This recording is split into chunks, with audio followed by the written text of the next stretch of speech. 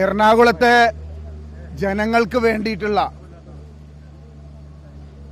കുടിക്കാൻ വെള്ളത്തിന് വേണ്ടിയിട്ടുള്ള സമരമാണ് ഇന്ന് ആലുവയിൽ ജനപ്രതിനിധികളുടെയും കോൺഗ്രസ് പാർട്ടിയുടെയും നേതൃത്വത്തിൽ നടന്നത്. നമ്മൾക്കറിയാം, ഈ സർക്കാർ അധികാരത്തിൽ വന്നിട്ട് 8 വർഷം പൂർത്തീകരിക്കുക.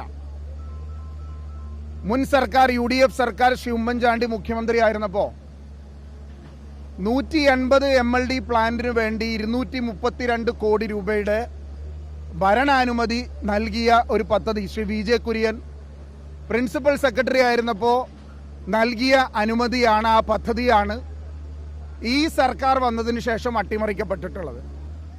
ഞങ്ങൾ കിൻഫ്രയ്ക്ക് 45 MLD വെള്ളം കൊടുക്കുന്നതിൽ യാതൊരുവിധ എതിർപ്പും പ്രകടിപ്പിക്കുന്ന ആളല്ല. പക്ഷെ നിലവിൽ പെരിയാറിന്റെ സ്രോതസ് ഇറിഗേഷൻ ഡിപ്പാർട്ട്മെന്റിന്റെയും കേരള വാട്ടർ അതോറിറ്റിയുടെയും സ്റ്റഡി പ്രകാരം അതിന് ആവശ്യമായ സ്രോതസ് പെരിയാറിൽ ഇല്ല എന്നാണ് നമുക്ക് മനസ്സിലാക്കാൻ സാധിക്കുന്നത്.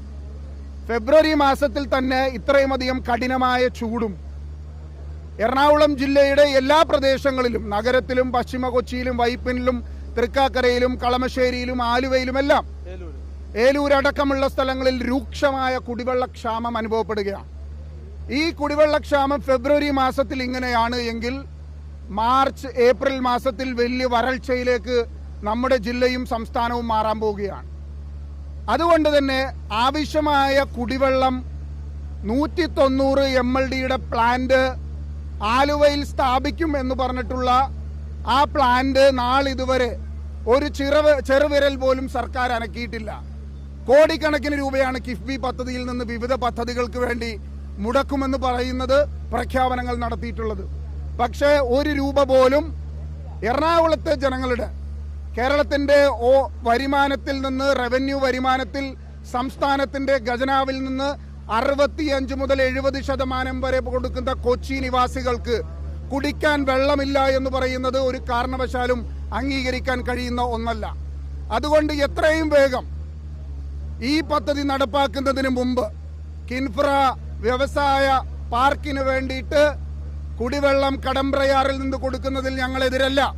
കടമ്പ്രയാറിൽ നിന്ന് വെള്ളം ശുദ്ധീകരിച്ചു കൊടുക്കുന്ന പദ്ധതിയുമായി മുന്നോട്ട് വന്നാൽ UDFന്റെ, കോൺഗ്രസിന്റെ മുഴുവൻ ജനപ്രതിനിധികളും അതുമായി സഹകരിക്കും.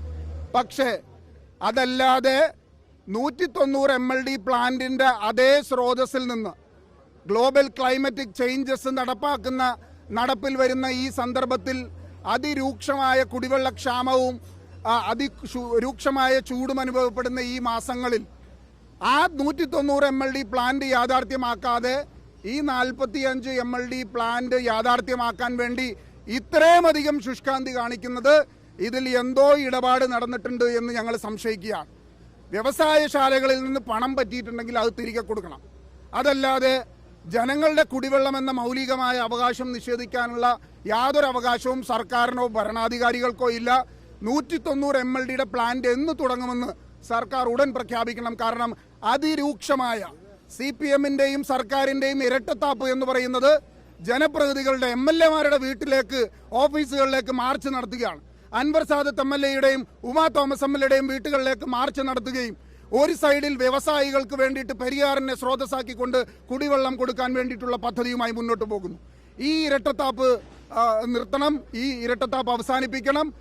എറണാകുളത്തെ ജനങ്ങളുടെ കുടിവെള്ളത്തിന് ശാശ്വതമായ ഒരു പരിഹാരത്തിന് വേണ്ടി 190 MLDയുടെ പ്ലാന്റ് ഉടൻ ആരംഭിക്കാൻ വേണ്ടിയിട്ടുള്ള നടപടികൾ സ്വീകരിക്കണം. ഈ പദ്ധതിയുമായി ഇനിയും മുന്നോട്ട് പോയാൽ കേരളത്തിലെ മുഴുവൻ ആളുകളെയും, എറണാകുളത്തെ മുഴുവൻ കുടിവെള്ളം കിട്ടാത്ത ജനങ്ങളെയും അണിനിരത്തിക്കൊണ്ട് ശക്തമായ പ്രക്ഷോഭ പരിപാടികളുമായി ഞങ്ങൾ മുന്നോട്ട് പോകും.